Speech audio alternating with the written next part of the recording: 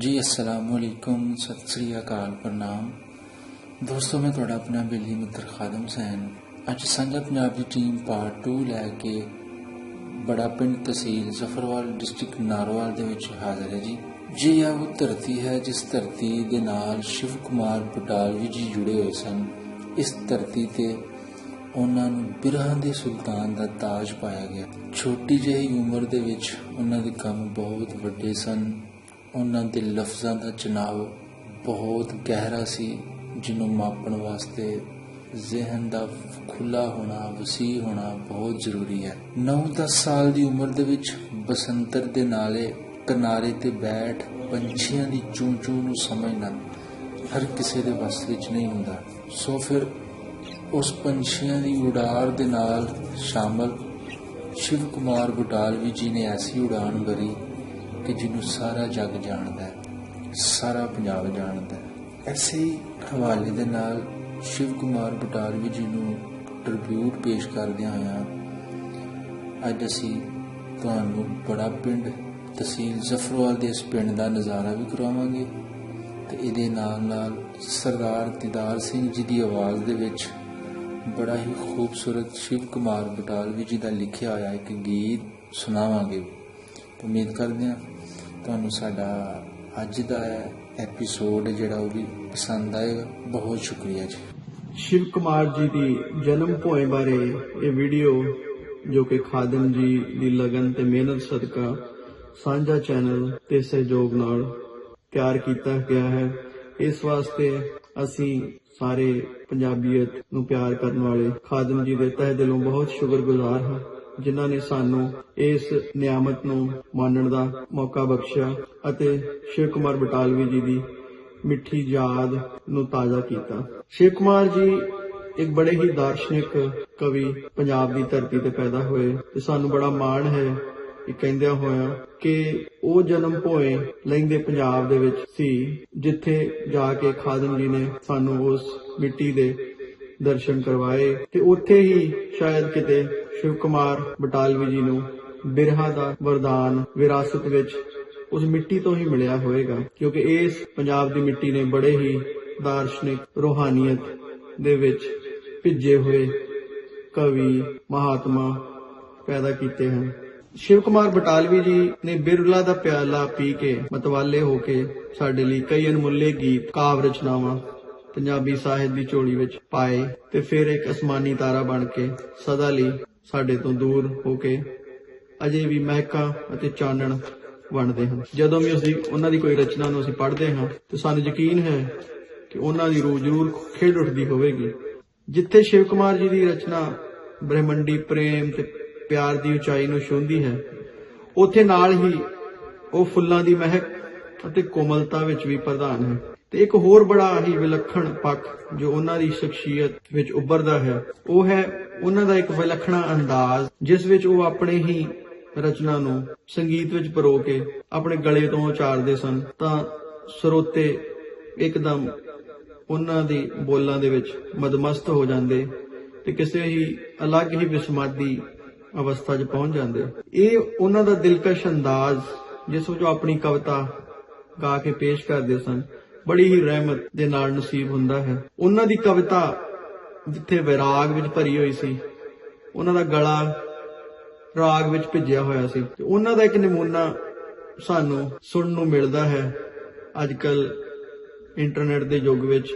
उन्हां दा एक बड़ा छोटा जिहा वीडियो जिहड़ा कि BBC इंटरव्यू दौरान रिकॉर्ड होया है, उस विच जदों वो अपनी ही रचना की पुछदे हो हाल फकीरां दा साडा नदियों विछड़े वीर नीरां दा गाउंदे हन तां एक अलग ही आनंदमयी अवस्था दा एहसास हुंदा है। किवें वो सुरां दीयां शिखरां नूं छो के ते कोमलता ते दर्द नूं पेश करदे हन। वो एक बहुत ही वडमुला नमूना है उन्हां दी गायकी ते पेशकारी दा, जिहदे तो सानू बहुत कुछ सीखण नूं मिलदा है। उन्हां दा अक्स शायद साडे दिमाग विच एक रोमांटिक निराशायोग कवि दा ही बनिया होया है, पर वो बड़ी ही डूंघाई वाली ते दार्शनिकता वाली शख्सियत दे मालिक सन। इस दा अंदाजा उन्हां दियां होर रचनावां नूं पढ़ के मिलदा है।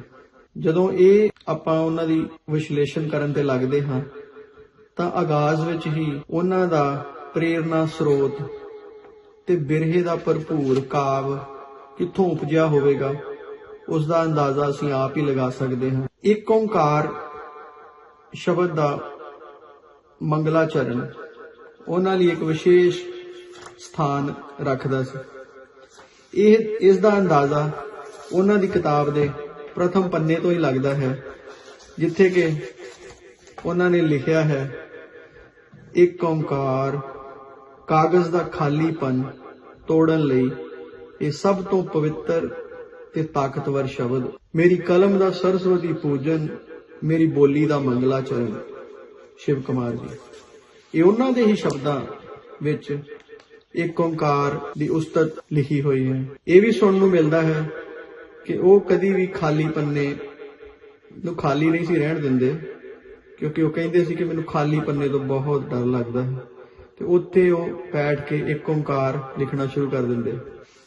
ਇਸ ਦਾ ਅੰਦਾਜ਼ਾ ਉਹਨਾਂ ਦੀ ਕਿਤਾਬ ਦੇ ਪ੍ਰਥਮ ਪੰਨੇ ਤੋਂ ਹੀ ਲੱਗਦਾ ਹੈ, ਜਿੱਥੇ ਕਿ ਉਹਨਾਂ ਨੇ ਲਿਖਿਆ ਹੈ, ਇੱਕ ਓਂਕਾਰ ਕਾਗਜ਼ ਦਾ ਖਾਲੀਪਨ ਤੋੜਨ ਲਈ ਇਹ ਸਭ ਤੋਂ ਪਵਿੱਤਰ ਤੇ ਤਾਕਤਵਰ ਸ਼ਬਦ, ਮੇਰੀ ਕਲਮ ਦਾ ਸਰਸਵਤੀ ਪੂਜਨ, ਮੇਰੀ ਬੋਲੀ ਦਾ ਮੰਗਲਾਚਰਨ।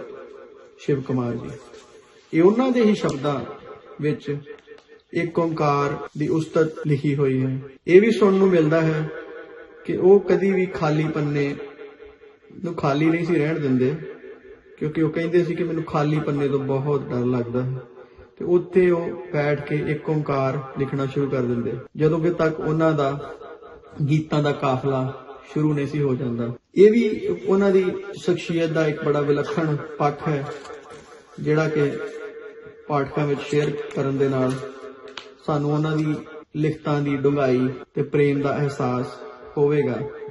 ਜਦੋਂ ਵੀ ਅਸੀਂ ਉਹਨਾਂ ਦੀ ਕੋਈ ਰਚਨਾ ਨੂੰ ਪੜ੍ਹਾਂਗੇ ਜਾਂ ਗਾਵਾਂਗੇ ਤਾਂ ਉਸ ਦਾ ਅਸੀਂ ਪੂਰਾ ਆਨੰਦ ਮਾਣ ਸਕਦੇ ਹਾਂ। ਇਸ ਤਰ੍ਹਾਂ ਉਹਨਾਂ ਦੀ ਸਾਹਿਤਕ ਸਫ਼ਰ ਦੇ ਵਿੱਚ ਜਦੋਂ ਆਪਾਂ ਅੱਗੇ ਚੱਲਦੇ ਹਾਂ ਤੇ ਨਿੰਦਿਆ ਦਾ ਵੀ ਉਹਨਾਂ ਨੇ ਵਿਸ਼ੇਸ਼ ਵਰਣਨ ਕੀਤਾ ਹੈ ਆਪਣੇ ਕਿਤਾਬਾਂ ਦੀ ਸ਼ੁਰੂਆਤ ਵਿੱਚ, ਜਦੋਂ ਕਿ ਹੋ ਸਕਦਾ ਬਹੁਤ ਸਾਰੇ ਨਿੰਦਕ ਵੀ ਉਹਨਾਂ ਦੇ ਹੋਣਗੇ।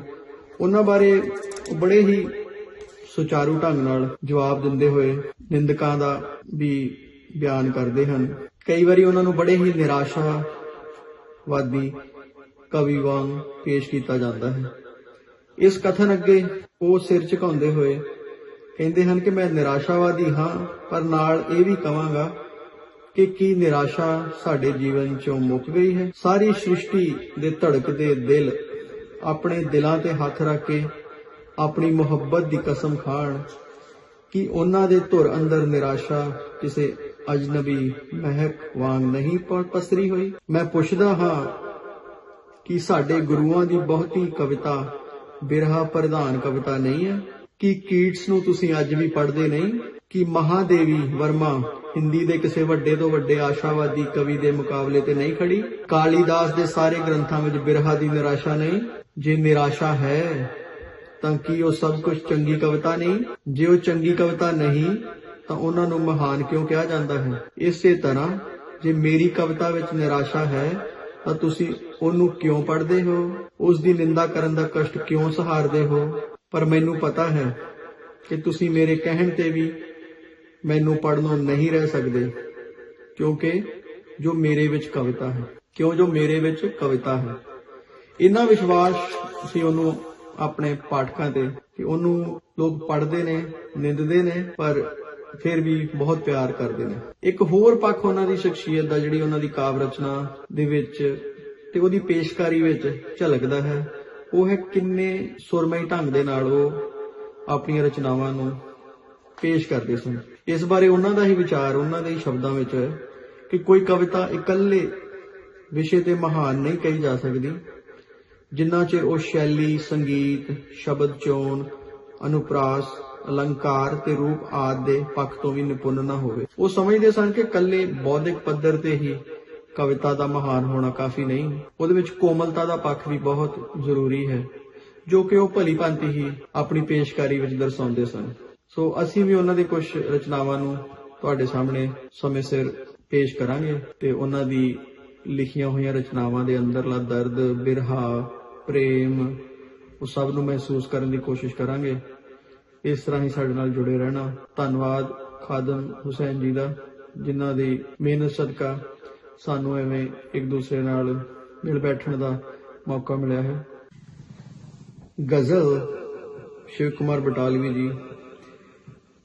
ਜਦ ਵੀ ਤੇਰਾ ਦੀਦਾਰ ਹੋਵੇਗਾ, ਵਾਲੇ ਦਿਲ ਦਾ ਕੋਈ ਬਿਮਾਰ ਹੋਵੇਗਾ, ਜਦ ਵੀ ਤੇਰਾ ਦੀਦਾਰ ਹੋਵੇਗਾ। ਇਹ ਚਾਚੂ ਜੀ ਘਰ ਸੀ ਜੀ ਆਪਣਾ ਸ਼ਿਵ ਕੁਮਾਰ ਬਟਾਲਵੀ ਜੀ ਹਾਂਜੀ, ਉਹ ਸਾਹਮਣੇ ਜਿਹੜਾ ਬੱਚਾ ਜਿਨ੍ਹਾਂ ਦੇ ਫਾਦਰ ਸਾਹਿਬ ਪਟਵਾਰੀ ਤਹਿਸੀਲਦਾਰ ਆਪਣਾ ਤਹਿਸੀਲਦਾਰ ਸਨ ਗਰਦੌਰ। ਕਿਸੇ ਵੀ ਜਨਮ ਆ ਕੇ ਵੇਖ ਲਵੀਂ, ਤੇਰਾ ਹੀ ਇੰਤਜ਼ਾਰ ਹੋਵੇਗਾ, ਜਿੱਥੇ ਭੱਜਿਆ ਵੀ ਨਾ ਮਿਲੂ ਦੀਵਾ, ਹੋਈ ਓ ਮੇਰਾ ਮਜ਼ਾਰ ਹੋਵੇਗਾ, ਜਦ ਵੀ ਤੇਰਾ ਦੀਦਾਰ ਹੋਵੇਗਾ, ਵੜ ਦਿਲ ਦਾ ਕੋਈ ਬਿਮਾਰ ਹੋਵੇਗਾ, ਜਦ ਵੀ ਤੇਰਾ। ਕੀ ਪੁੱਛਦੇ ਓ ਹਾਲ ਫਕੀਰਾਂ ਦਾ, ਸਾਡਾ ਨਦੀਆਂ ਵਿਛੜੇ ਨੀਰਾਂ ਦਾ, ਕੀ ਪੁੱਛਦੇ ਓ ਹਾਲ ਫਕੀਰਾਂ ਦਾ, ਸਾਡਾ ਨਦੀਆਂ ਵਿਛੜੇ ਨੀਰਾਂ ਦਾ, ਕੀ ਪੁੱਛਦੇ ਓ ਹਾਲ ਫਕੀਰਾਂ ਦਾ, ਸਾਡਾ ਹੰਝ ਦੀ ਜੂਨ ਆਇਆਂ ਦਾ, ਸਾਡਾ ਦਿਲ ਜਲਿਆ ਦਿਲਗੀਰਾਂ ਦਾ, ਕੀ ਪੁੱਛਦੇ ਓ ਹਾਲ ਫਕੀਰਾਂ ਦਾ। ਇਹ ਸ਼ੌਕ ਜਹੇ ਰੰਗਾਂ ਦਾ ਹੀ ਨਾ ਤਸਵੀਰਾਂ ਹੈ, ਜਦ ਹਟ ਗਏ ਅਸੀਂ ਇਸ਼ਕੇ ਦੀ, ਮੁੱਲ ਕਰ ਬੈਠੇ ਤਸਵੀਰਾਂ ਦਾ, ਕੀ ਪੁੱਛਦੇ ਓ ਹਾਲ ਫਕੀਰਾਂ ਦਾ, ਸਾਡਾ ਨਦੀਆਂ ਵਿਛੜੇ ਨੀਰਾਂ ਦਾ, ਸਾਨੂੰ ਲੱਖਾਂ ਦਾ ਤਨ ਲੱਭ ਗਿਆ, ਪਰ ਇੱਕ ਦਾ ਮਨ ਵੀ ਨਾ ਮਿਲਿਆ, ਕਿਆ ਲਿਖਿਆ ਕਿਸੇ ਮੁਕੱਦਰ ਸੀ, ਹੱਥਾਂ ਦੀਆਂ ਚਾਰ ਲਕੀਰਾਂ ਦਾ, ਕੀ ਪੁੱਛਦੇ ਓ ਹਾਲ ਫਕੀਰਾਂ ਦਾ। ਤਕਦੀਰ ਤਾਂ ਆਪਣੀ ਸੌਕਣ ਸੀ, ਤਦਬੀਰਾਂ ਸਾਥੋਂ ਨਾ ਹੋਈਆਂ, ਨਾ ਚੰਗ ਛੁੱਟਿਆ ਨਾ ਕੰਨ ਪਾਟੇ, ਝੁੰਡ ਲੰਘ ਗਿਆ ਇੰਜ ਹੀਰਾਂ ਦਾ, ਕੀ ਪੁੱਛਦੇ ਓ ਹਾਲ ਫਕੀਰਾਂ ਦਾ, ਸਾਡਾ ਨਦੀਆਂ ਵਿਛੜੇ ਨੀਰਾਂ ਦਾ। ਮੇਰੇ ਗੀਤ